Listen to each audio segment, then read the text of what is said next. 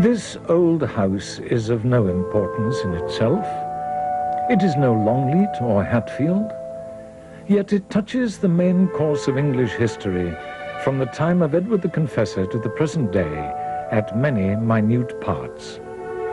And so long as the old walls remain, there will be 2 or 3 persons in each generation in whom they will awaken a sense of the reality of English history that cannot be got by books alone.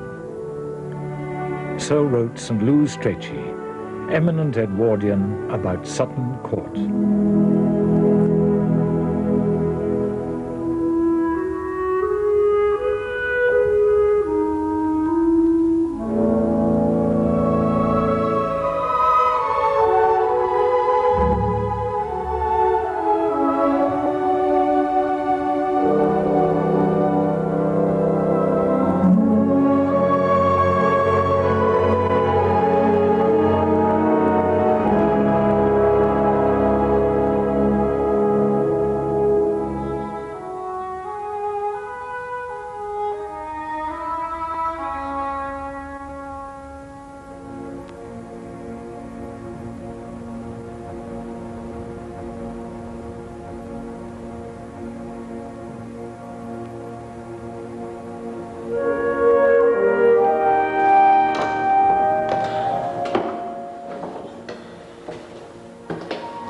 I'd come here as a child, had known it as a boy and adolescent, but had never stayed in it, curiously enough, and found a paradise in decay, and worse decay than I expected, because although the fabric of the house was in beautiful order, and the outside appearance was excellent, beneath it, the monstrous outgrowths of dry rot were creeping everywhere.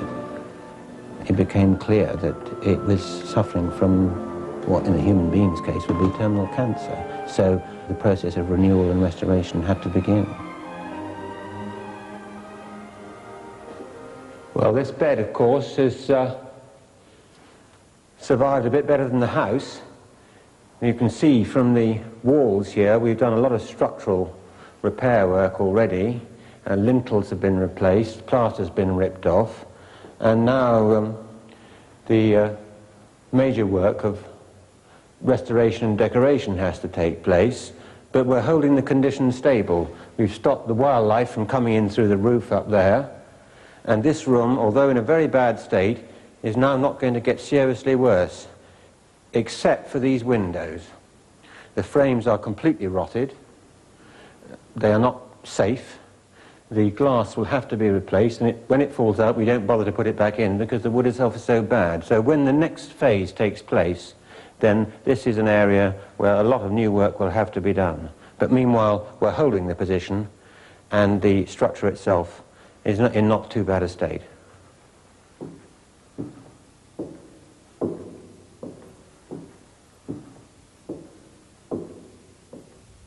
I think that most people with determination and conviction wish to see things that they've begun finish. In my case, and in our case, Sutton Court is a bit more than that, because there's an emotional commitment that is unrelated to the family connection, because this house and the landscape surrounding it happens to be what I would choose if I was starting from scratch. A place in the particular location that it is here, in the fringe of Bath and Bristol, but on the edge of Mendip, which has a very long association with a family not of great wealth, but of considerable national and local distinction, and that also is an entity of people and history, buildings in a landscape, fields and wildlife, is very special. And there aren't any in this area of quite this quality. The old walls of Sutton Court have been in the care of the Strachey family for 400 years. The cost of keeping alive that sense of history is rising. Dry rot repairs have already reached £50,000. But Lord and Lady O'Hagan are a determined pair. Well, it's lucky we had that tower repaired before last winter. It is. And if it hadn't been done, it would have been down on the floor by now. I think the gale that affected the barn at Lydes would have done for that, actually. Certainly. If we hadn't done it. Looks wonderful now. The rest of the building is not too bad, but will need some repointing shortly. I think we want to get rid of the moss on the top of the front door.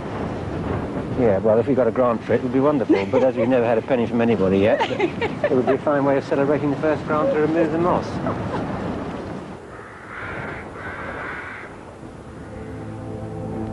The court has been home to many Stracheys, a family with a distinguished history of public service, most notably as administrators in India.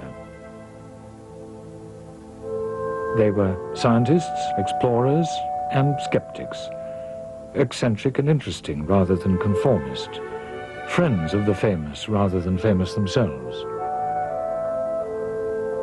Lytton Strachey, the controversial biographer and member of the Bloomsbury set, perhaps being the exception.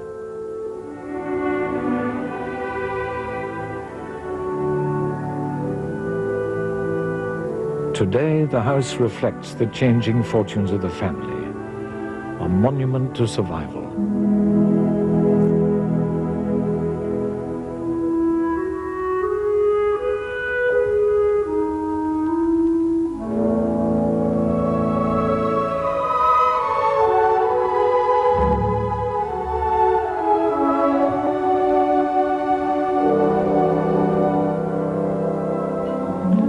Every family has good members and bad members. Hodges Strachey is the worst member of the Strachey family. He inherited a large fortune, Sutton Court estate, and his mother was an heiress. But by the time he died, early, the estate was in chaos. It was then left to his nephew, a young man, fortunately with great talent, Henry Strachey, who was soon employed by one of the leading political figures of the day. And that man, who saved Sutton Court for me, as well as the whole Strachey family, was Lord Clive of India. Henry Strachey was his chief administrator, his private secretary. They married first cousins. They were friends. And Clive, who died young, like Hodges, but leaving rather more behind him, helped Henry at his hour of need and gave what would nowadays be a sum approaching to millions of pounds to his young assistant when the mortgage on Sutton Court was coming to an end. So Sutton Court exists today because of Clive of India. And Henry went on to have a successful career in politics and in the royal household, but he remembered his work for Clive as the high point of his career, and it's pleasant for us to know that as well as these more formal indications of the link between the two families, we still have what is alleged to be Clive's watch. And I like to think that Henry would have looked at this watch in his old age, knowing it was because of his former boss, Clive, that Sutton Court still belonged to the Strachey family. In the medieval heart of the house are stacked the odds and ends collected over generations. They echo a time when Sutton Court played host to large numbers of guests, and the washing up was done below stairs. Treasures and trifles to muse over. A reminder of one's place in 600 years of Strachey history. This particular decanter was given to me by my great-uncle, the last Lord Strachey, as a christening present, a rather strange present for a young child, a solitary glass and a decanter, but it's Bristol glass and very attractive. And whatever Arthur Negus would have thought of its quality, I'm very fond of it because it represents Sutton Court to me, and it has done so since childhood.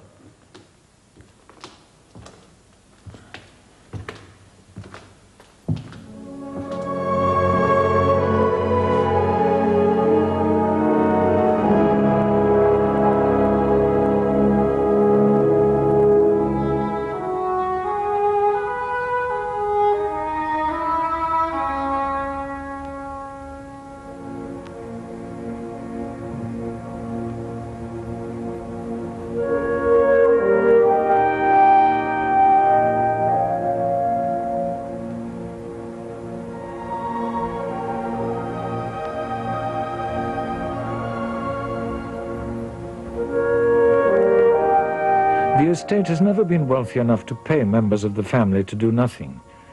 In his turn, Charles O'Hagan has to act to guarantee its future. We decided that while we could carry on making economies, renovating all the farmhouses on the estate, doing the fencing, and carrying out all the other necessary repairs, maintenance, and in some cases improvements, that this wasn't going to be enough. Because in order to hang on to what remained, I sold everything else that I possessed. I own no shares. I have no other property anywhere else except one small plot of land. And this means that the economic base of the estate is now very narrow. And so it depends entirely on the fortunes of agriculture and the good management of the farms on this estate. So we thought, well, that isn't safe planning. Safe planning meant finding new ways of generating income. Architects were commissioned, and in August 1985, their plan, The Saving of Sutton Court, was published. Restoration of the house for family use is at the heart of a complex series of planning applications. Its 60 pages include proposals for turning redundant farm buildings into private homes. Others will be let for tourist accommodation. A nature reserve is planned, and woodland will be marketed commercially. To help pay for all this, 8 new cottages are to be built in nearby Strachey village and across the parkland. Every villager was given a copy of the report. They were being asked to face change, to preserve the way things were.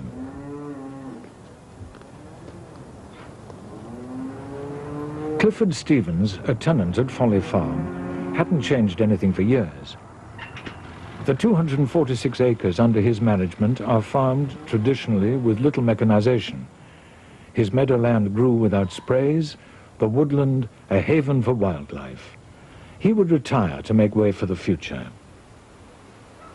Well, we've been here about 46 years, and been mostly mixed farming, and we have grown some corn, but mostly stock farming, sheep and cattle.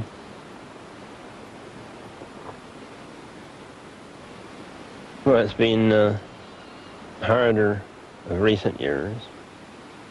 We always made a decent living before when we were in milk and like that when we were in dairying, but it has been more difficult since we went from dairying.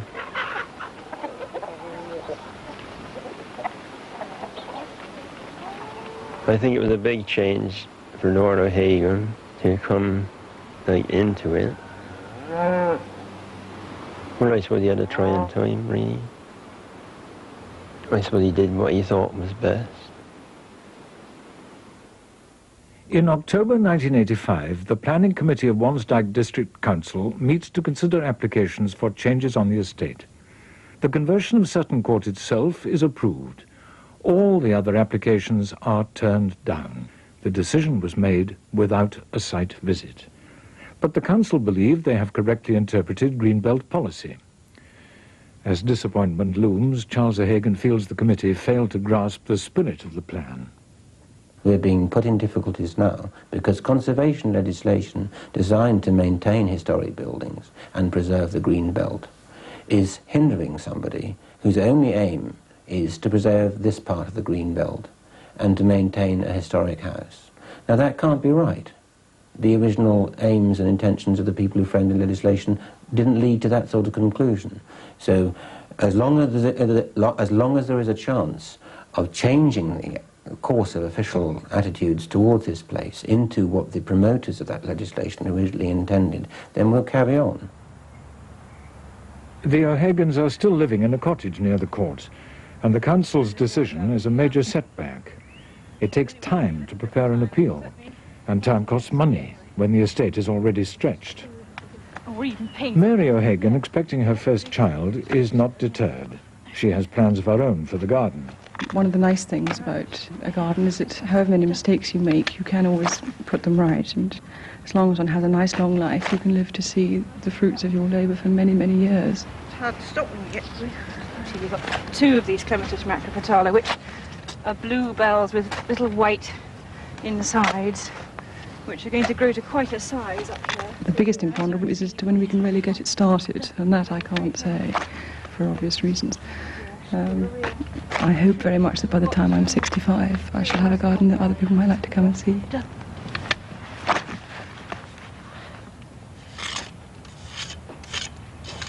Essential maintenance goes on at Sutton Court, and by April '86 appeals to the Department of the Environment are underway.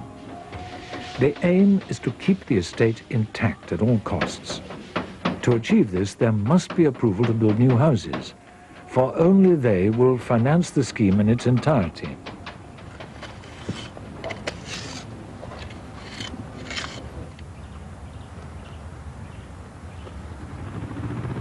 As the year progresses, uncertainty about the future loses itself in the comfort of doing seasonal jobs.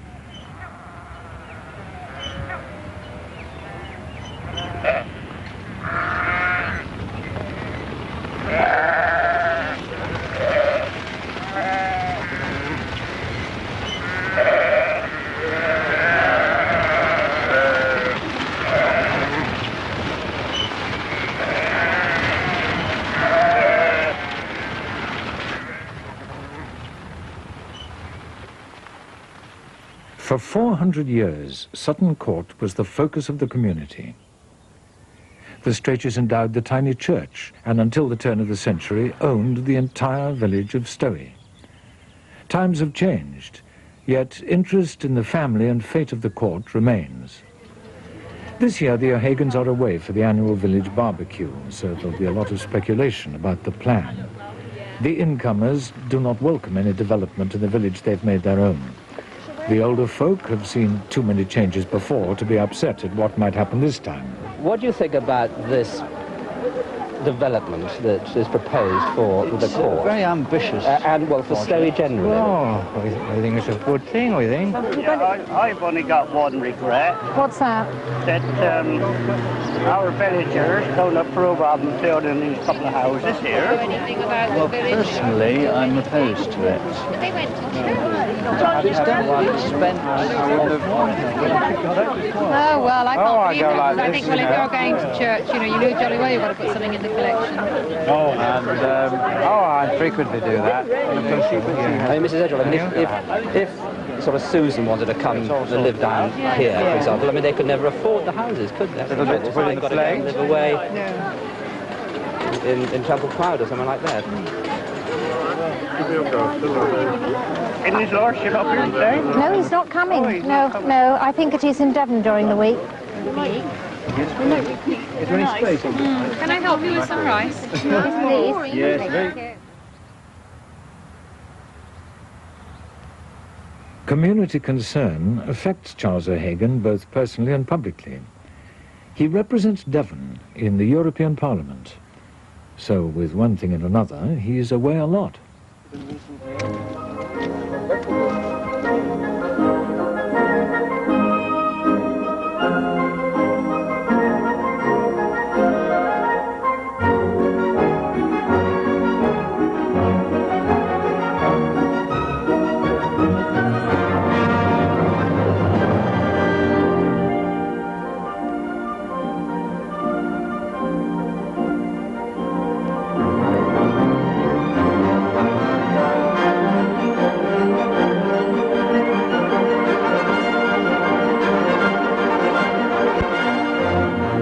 An MEP's political concerns may be important, but the battle for Sutton Court is now pressing.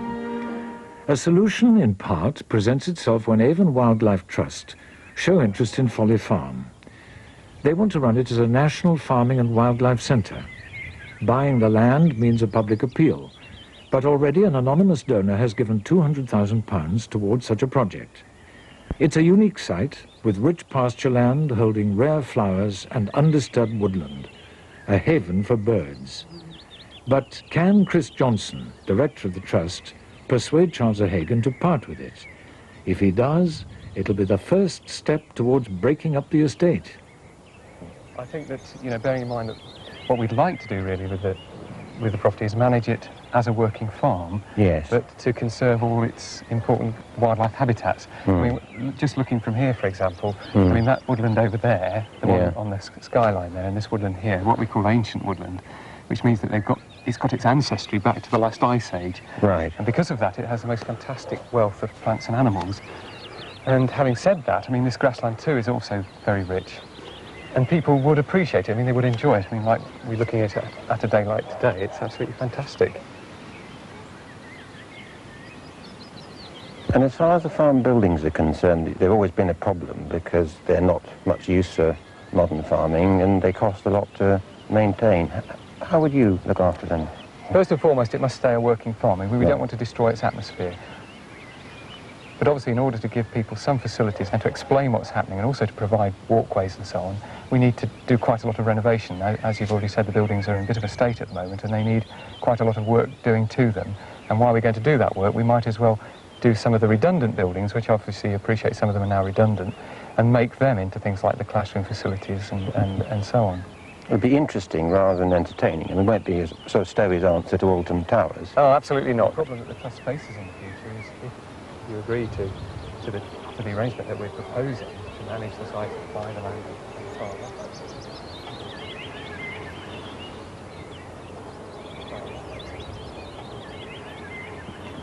After a frustrating summer of negotiations on the rest of the estate, Charles O'Hagan's efforts to preserve his inheritance have come to nothing. His vision was not shared by the planners. He sells Folly Farm to Avon Wildlife Trust, but even then cannot afford to restore the court. The sense of betraying family history is strong, but now, a year on from his original plan to save the estate, he has no option but to sell everything.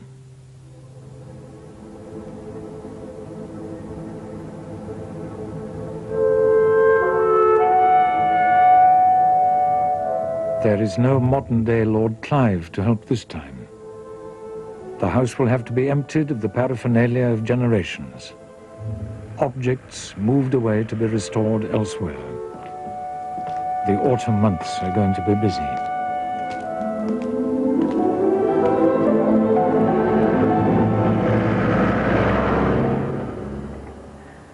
I think if you are concerned about the heritage or the environment, you see the places where people or animals live as an interconnected habitat.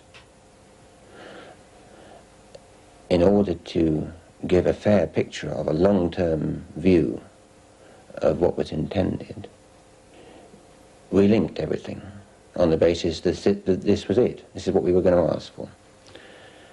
And that both people in the locality and the planners could see that no more and no less was intended. Within the way that the Greenbelt is administered at the moment, the relationship between the various parts of the estate and the buildings on them was not considered by the council to be relevant. They looked at each part of the fruit salad on its own and not at the final product.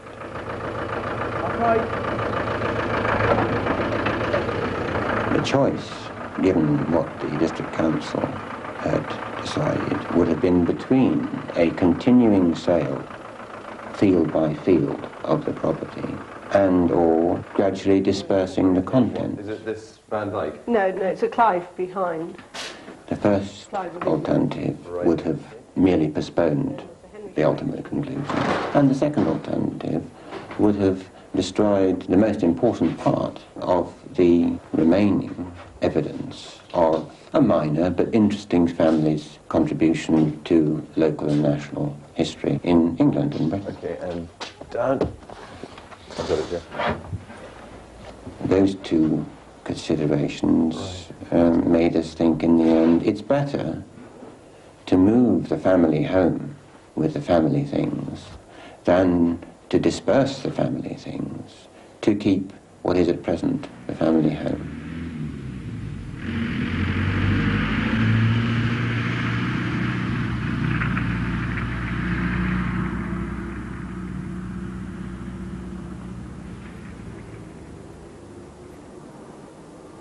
The O'Hagans are advised to wait until the spring of '87 to sell.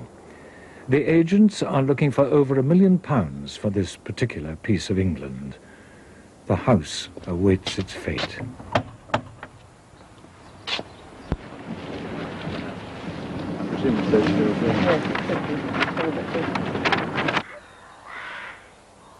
Replaced quite a few that were. And then right at the very top is Lyde's Farm. Yes, that end has been the and that's the original chapel. One of the farm buildings has been repaired quite recently, where you park your car, because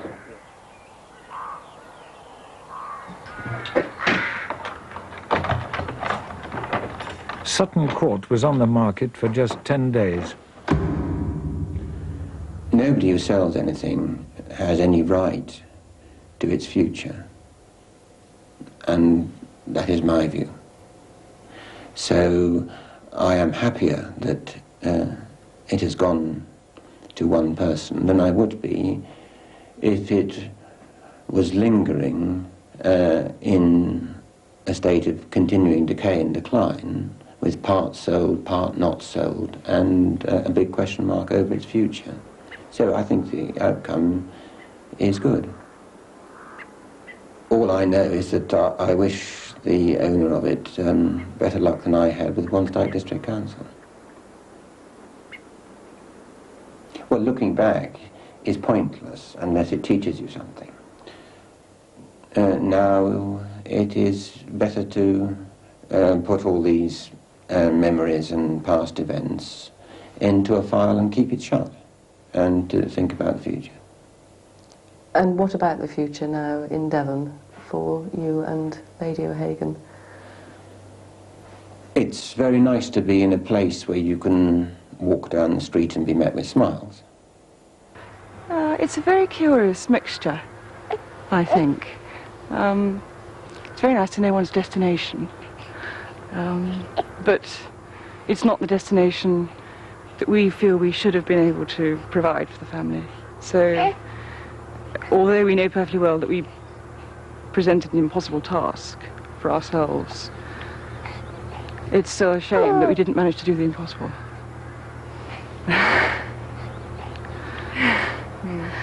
I think it's, you know, for the wider family, not just the nuclear family, it is a shame. But at least we are able now to find somewhere else for the Strachey soul to reside, and we've actually found somewhere where the Strachey soul can reside quite happily.